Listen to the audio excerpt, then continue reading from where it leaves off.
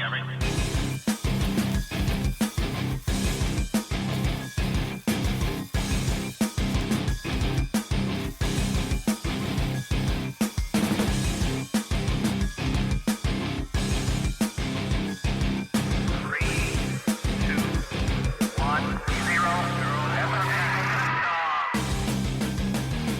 Hello and welcome to Cutting to the Bull in the Post-Truth Apocalypse. I'm Ben, and this week I'm hanging out with Gaz. Hello. And Mike. Hello.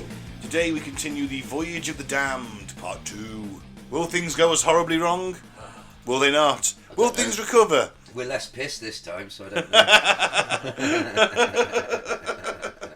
Must admit it was getting a bit fuzzy towards the end. Yeah, we were merry. That's thanks to new returning listeners, but just remember you can follow us on Facebook at Cutting to the Bull in the Post-Truth Apocalypse, YouTube is Apocalypse Bull, and SoundCloud and Spotify and all your other podcasting needs is Cutting to the Bull in the PTA, and we're definitely on Spotify because I signed my stepdad up to it. Hey. I don't think he's going to listen, but I signed him up to it. He's like, how do I do stuff on Spotify? I want to listen to podcasts. He might be a I've new- got a podcast for you. He might be a new man in a couple of weeks. I don't know. No, he's already done doing a conspiracy train. There's a conspiracy rabbit hole even watching YouTube. It's been enough for him. Ah, bless him. Well, as thanks to new return listeners, Delhi in India, San Nicolas de la Garza in Mexico, Mexico, Berlin in Germany, and Tyler in Turkey, I guess that is someone on holiday, I'd imagine. Staten Island in the US, Police Nad Metuj in is that the Czech Republic, Yes. Mike? Alexandria in Egypt. Yep. Copenhagen in Denmark, New Windsor in America, Ho Chi Minh City in Vietnam, Welcome. Brussels in Don't Belgium. you mean good morning? Yay! Shit. Boardman in the US, Whitstable in the UK, Santa Clara in the US, Sandston in the US, New York in the US, Guadalajara, Spain, Preenville in the US, and Ashburn in the US. Thanks for listening. We do appreciate it. Yeah, Certainly do. Anyway, the Voyage of the Damned. Part 2. So, to recap, Yeah. the 2nd Pacific Squadron, on its way to Vladivostok or Port Arthur on the coast of China, has met some, let's say, hiccups. Yeah. It's nearly managed to start a war with Britain on its own. It's nearly started a war with France, Sweden and Germany. It's, well... Why are they going to China, mate? They're going there to relieve the trapped first Russian Pacific Squadron that's currently under siege by the Japanese Navy and Army. Because they just decided to start a war against them, didn't they? They did. And they thought the Japanese would be fannies. Mm-hmm. For the Americans, I mean pussies. But they're most definitely not. No, they're not. They really are not. No. And it's, it's the Japanese, they're just like everybody else. They're so except good more at- so. I mean, I'm bastardising history now, but they're so good at armying that they're not allowed to have one anymore. They're actually getting shit again now. Oh, God. Well, So to be fair, expect they North never- Korea to be gone soon. To be fair, they never needed it, did they? Because they were protectorate from America. Effectively.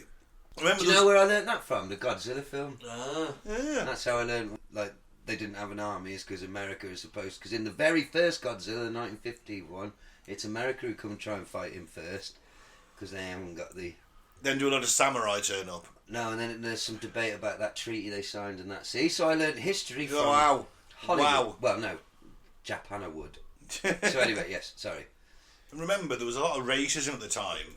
So the Russians didn't see the Japanese as being fully human. No. They were considered subhuman. Yes. By the attitude of the time amongst the Russians and a lot of other people. Not the British, because we were building their ships for them. So they thought this would be a walkover. Yeah. The Russians, piece of piss this is. So let's pick up the thing. After nearly starting several major wars on their own, the 2nd Pacific Squadron left European waters and docked in the port of Tangiers, Morocco, where one of the ships managed to cut the telegraph cable that ran under the harbour, effectively cutting off all communication with Europe for days. They're just a floating disaster.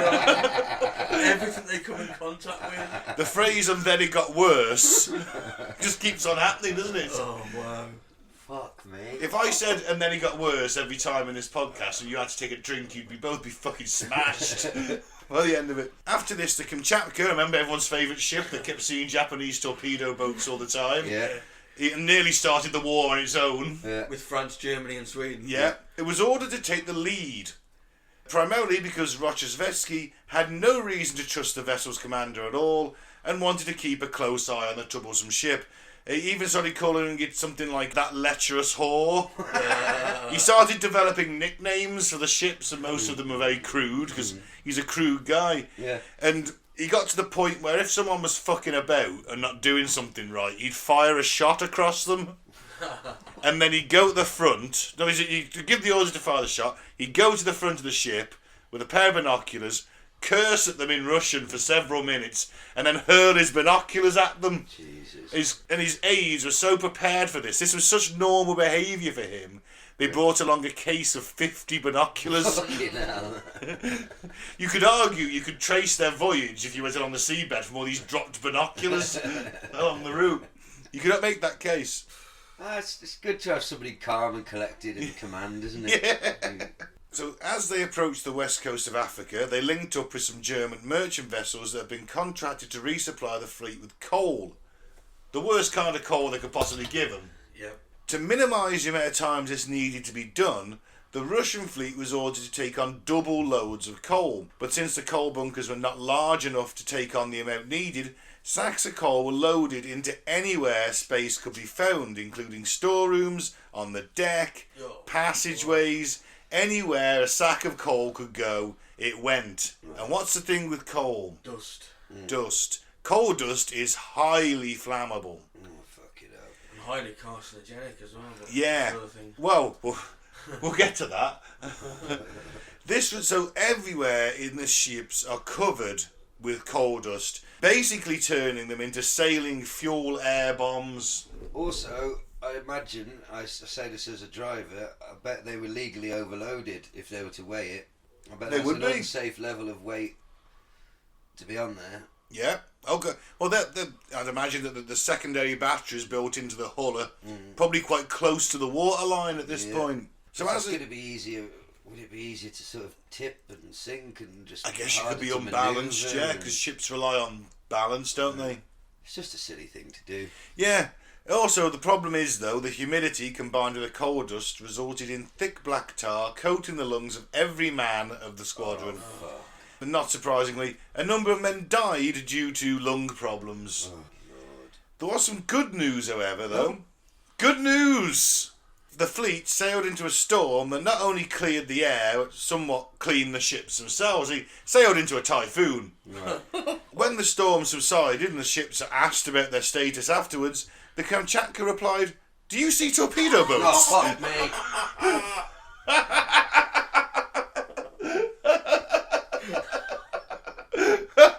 No, you've got black shit on your eyeballs.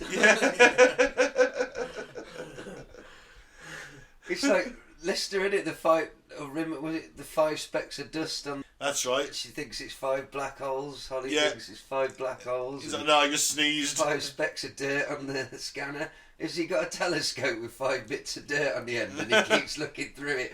They're back. Fucking hell. So, as the squadron approached Cape Town, Rochesvesky soon got word that Captain Clado, who got dropped off in Spain because they blamed him for nearly starting the war with Britain. Yeah.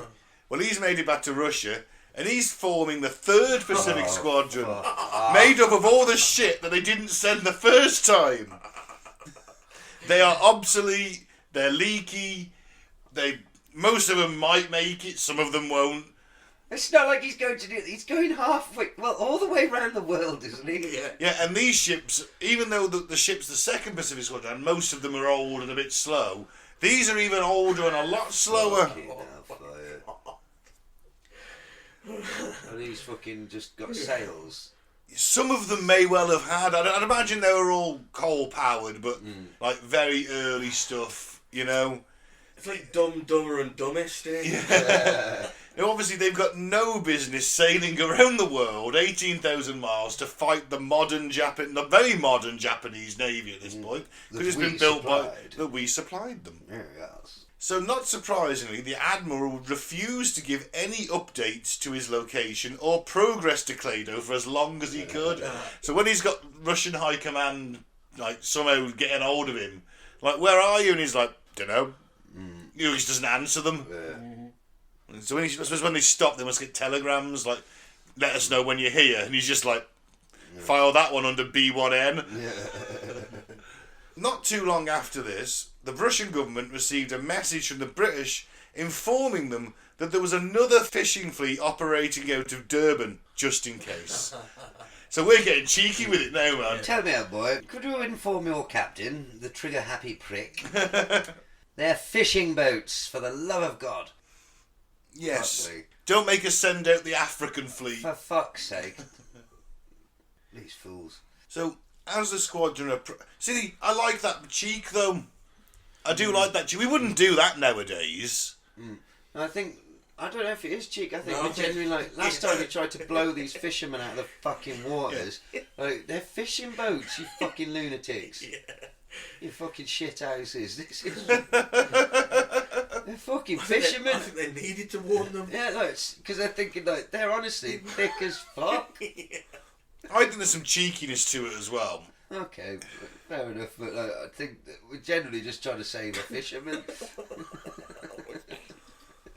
And these mad bastards. Keep an eye on these cunts. Fucking hell. Well, as the squadron approached French Madagascar, they soon learned that Port Arthur had surrendered to the Japanese, and many of the vessels of the 1st Pacific Squadron had been sunk while still in port. Now, there was a real fear that some of the battleships that were lost would be refloated and used to fight off the 2nd Pacific Squadron when it eventually arrived. And with morale at an all-time low as the fleet dropped anchor in Madagascar, many of the crew decided to collect some pets once they went on shore. Oh, I can see this is going. Oh my God. So maybe the presence of some exotic animals could help with the flagging morale, but... And then it got worse. As the mostly clueless Russian sailors managed to bring back animals most sane people would want to avoid. This included a crocodile. There was a crocodile going around one of the cruisers, I think it was the Aurora, and the crew were so, like, frightened of it, they were scared to sleep because it soon ate all the rats. Venomous snakes, one of which killed the captain of the ship after it caught itself wearing one of the main guns and then bit him. And for some good reason, someone thought it would have been a good idea to get Rochesvesky a talking parrot. That soon started picking up the Admiral's extensive vocabulary of Russian curse words. So now he's got a swearing in Russian parrot on his shoulder. There's fucking snakes everywhere. There's literally, the ships are overrun with chameleons. Is this a Terry Gilliam film? So, funny enough, those chameleons proved really pesky to track down as well. Do they breed like rabbits? I don't know, but there's a lot of... It's overrun, so it must be. I can't believe this is real life. This is insane. As soon as you said pets, Madagascar, even an idiot like me knows that the ecology, the wildlife in Madagascar is like nowhere else on Earth, is it? It's like a little... Yeah. Like sanctuary of madness, a bit like Australia. Like, yeah, there's lots of weird things there.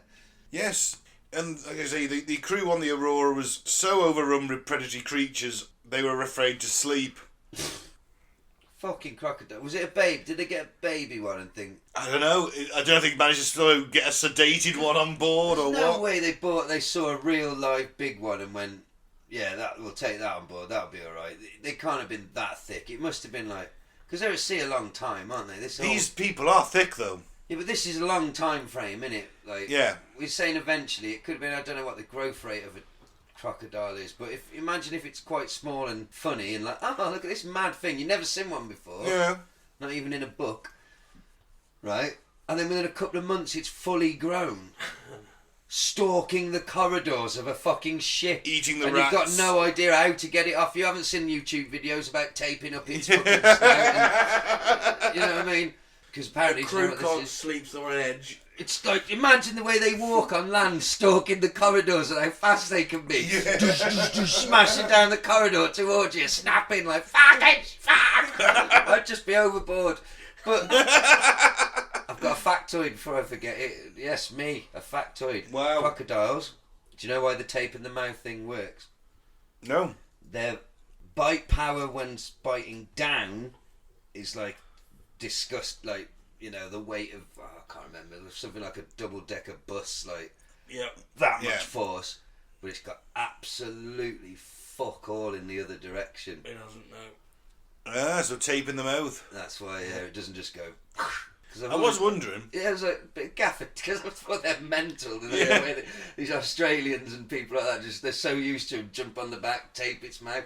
But these poor cunts, They've got no idea about that. I just got the image, I can't get out of my head, of a full-size crocodile rampaging about a wooden boat. No, these are steel boats. Oh, it's steel, but okay, but still. Corridors aren't going to be very big, are they? No, if you get stuck down a dead end and that thing's at the other end. And your mates shut the... Well, they're not your mates, are they? But they shut the door and you're the last one stuck in the corridor. Fuck! There's got to be watertight doors, surely. There's got to be some kind of watertight door. You'd have to try and hem it into an area of the ship and lock the doors. They haven't got the brains to do that. They're all just terrified, awake in their bunks, just like, what have we done? With chameleons crawling all over their faces and parrots telling them to fuck off. Poisonous snakes slithering around. They think they're going to beat the fucking Japanese. I don't think they're going to win. Spoilers. I don't think they're in the best position. Well, it wasn't long before the strain of all that started to take its toll on Roshesvetsky. Hold on. Read that bit there about being the world's largest floating zoo. Oh, yeah. It's not long before the Second Pacific Squadron soon became the world's largest floating view, which, all things considered, was a huge upgrade since just last week it was the world's largest floating bomb. Isn't it both now? No, the coal dust is gone because they sailed into a typhoon. Yes, okay. Nothing goes right, please. And then Roshesvetsky, obviously stressed out of his fucking mind, he falls ill. He's in a coma for a bit. Fucking hell. But also, his chief of staff suffered a brain hemorrhage and became partly paralysed. Jesus. So with no one to command the fleet, the squadron just kind of stayed around for a bit in Madagascar while the crew went on shore to use some of the local recreational facilities. The stress release. Prostitutes! Yeah. And it's not long before the crew began to bring back a lot more than exotic pets. And many soon began to suffer the effects of every tropical illness and every STD known to man at that time. Also, they found out a second thing that Madagascar had a roaring trade in: opium. Oh, Lord. So one of the guys brings back 1,000 opium cigarettes. Is this farcical? It is, isn't it? Why has no one made a film of this? I don't know, but they need to. It'd have to be a comedy. It was also during this point the squadron's favourite supply ship, the Kamchatka, also decided to remind everyone why it was so loved.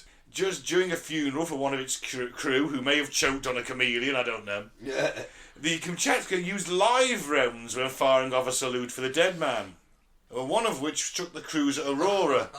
And, to be fair, it killed a priest and another guy. Oh, God. How no one decided right there and then not to use the Kamchatka for target practice is a mystery that remains unsolved to this day. Now, eventually, Roshesvetsky's health improves, and once he's back in command, he proceeds to round up some of the worst offenders and send them back to Russia. The problem is, this weakened the fleet's manpower, and as for the officer who was supposed to keep the men in line during Roshesvetsky's illness, they were all off their tits on opium. Yeah, it says one sailor was so over the edge, he would regularly travel between ships half naked, asking the crews if they feared death. Well, we missed that just as well. So it's not just the opium, because the tropical diseases, heat, and the STIs led to a lot of fucking insane mental illness. Because syphilis does send you mental, doesn't it? Yeah. And well, imagine having all that at once. Yeah. And as a crocodile. So the thing is, you've got, religious upheavals, revolutionaries. Oh my God. Some bloke going around the ship saying he's death.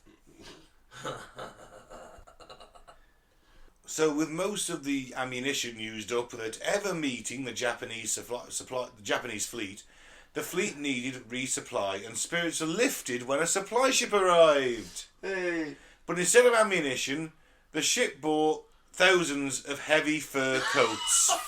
Because that's what you want in equatorial waters. Heavy fur coats.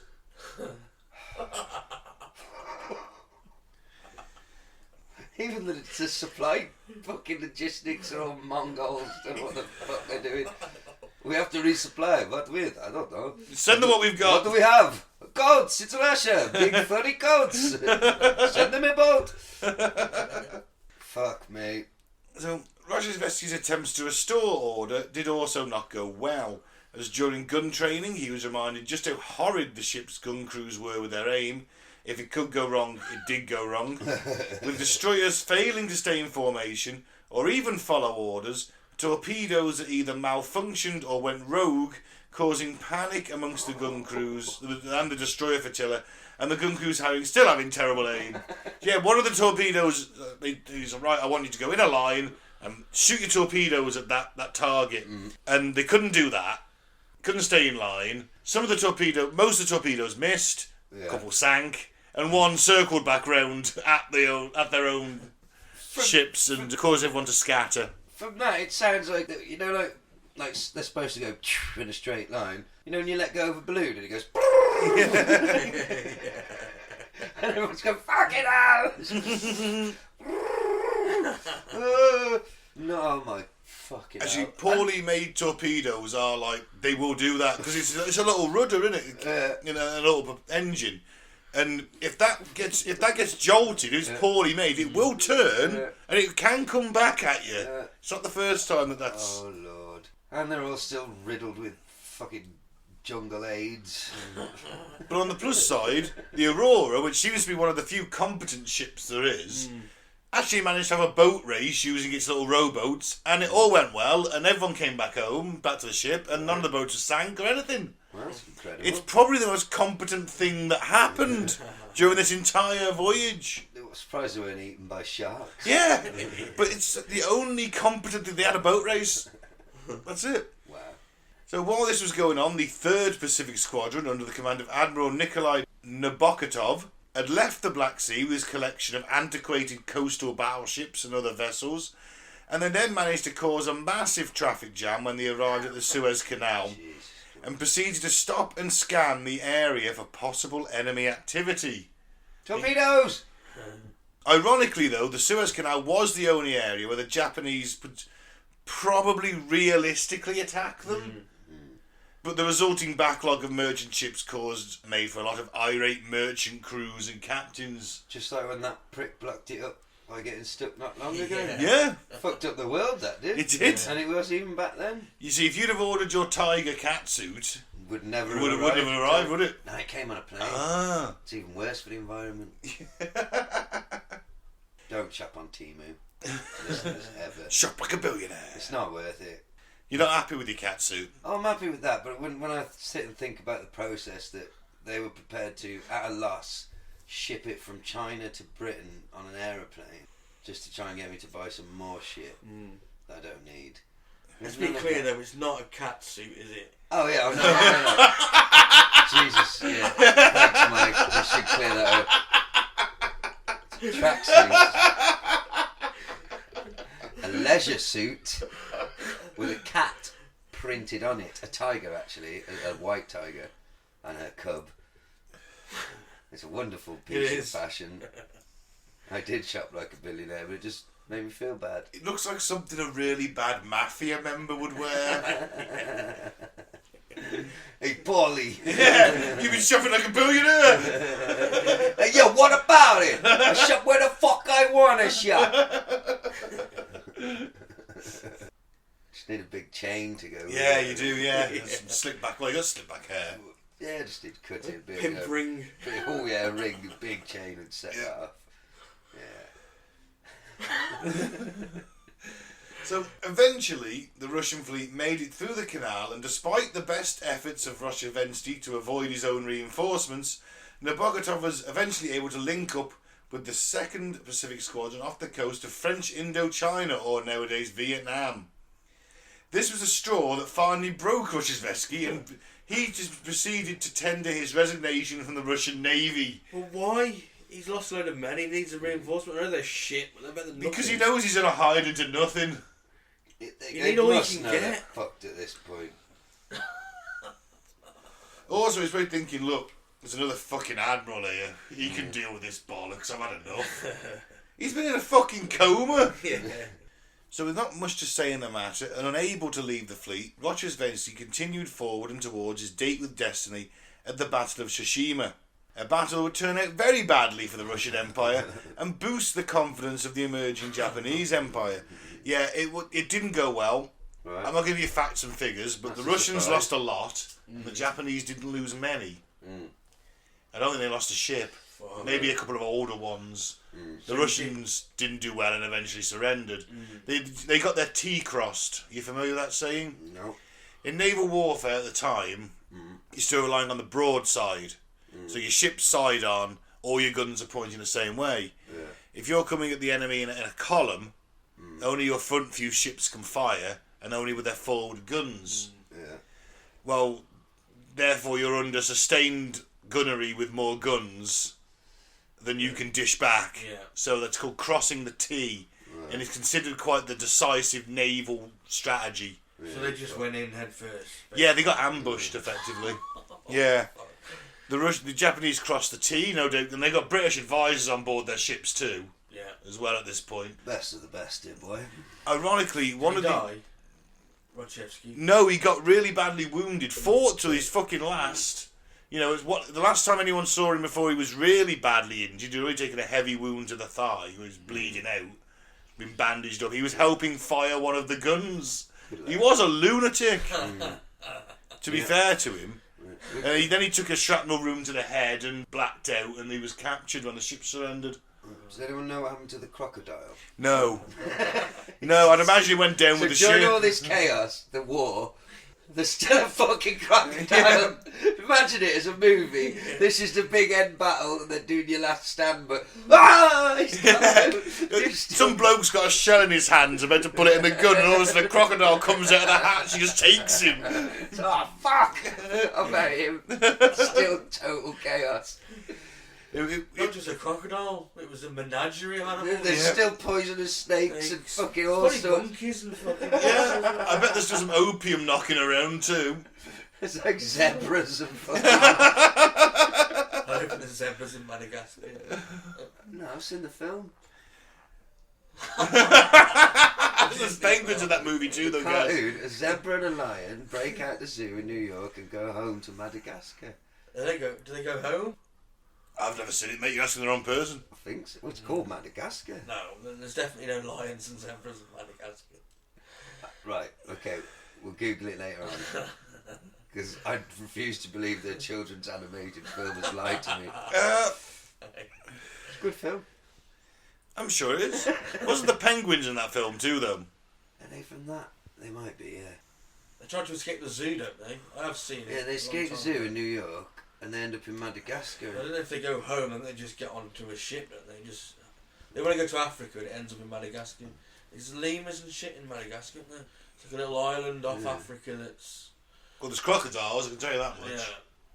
They said, yeah, there's definitely fucking crocodiles and poisonous Chameleons, poisonous snakes. So, obviously it turned out very badly for the Russian Empire and boosted the Japanese. And it was nothing short of a fiasco. I think we can all agree on that, can't we? Oh. Someone has to make this into a film. They It'd have be to. amazing. They have to. Hey, we should. An ill-prepared fleet consisting of mostly obsolete vessels and untrained crews was forced to sail half around the world, all because the Imperial Court did not want to admit defeat to an enemy that held an advantage during the entire conflict. Yeah, it was just one fuck up after another. Even on land, the Russians were losing thousands. What was wrong with them at this point? They were just all... I hate to use the word, but they are literally conscripted peasants given a rifle and a uniform. There's very little training. They're a backward country at this point. All the officers are aristocratic fops. You might have a few that know their business, but that's about it. The rest of them are there because they've got mates at court. And the worst of it is, Mike, you're right. The movie is bullshit. Zebras and lions do not, in fact, come from Madagascar. I don't think they live in harmony either. Well, no, I know that. So that film lied to you on another level. I've watched enough lions killing shit videos to know they don't get on with zebras. But, okay.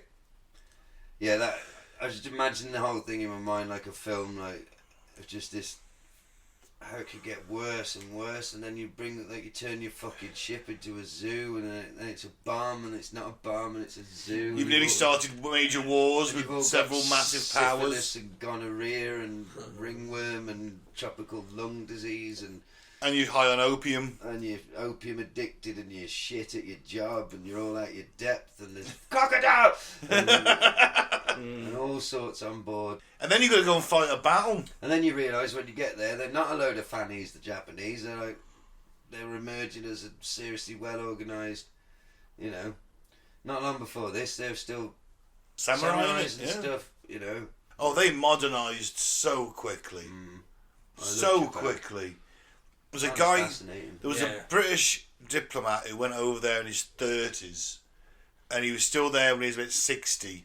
He said, when I came over, they all had top knots. They were samurais, a feudal society. Because when I left, they were wearing bowler hats and spoke fluent English. But it's incredible. Crazy when you think how much that nation's embraced technology. Oh, God. They're absolutely known for it. And they did early on. But then for so long, for centuries, if not, you know. Centuries? They were isolationist. They were like you say, feudal and like traditional and like, you know, paper doors and paper walls and all that. Yeah. You know, the swords and the... Have you seen Shogun yet? No, it's on the list, man. Yeah, because I'm quite fascinated with Japan. Yeah, to be fair. Well, loads of my favourite shit comes from Japan. Has done for years. Well, I remember when we were young teenagers realising that all the best manga, like all the best comics, like the best wrestling, even was Japanese. Like, and it was kind of exotic, and you couldn't just get older stuff.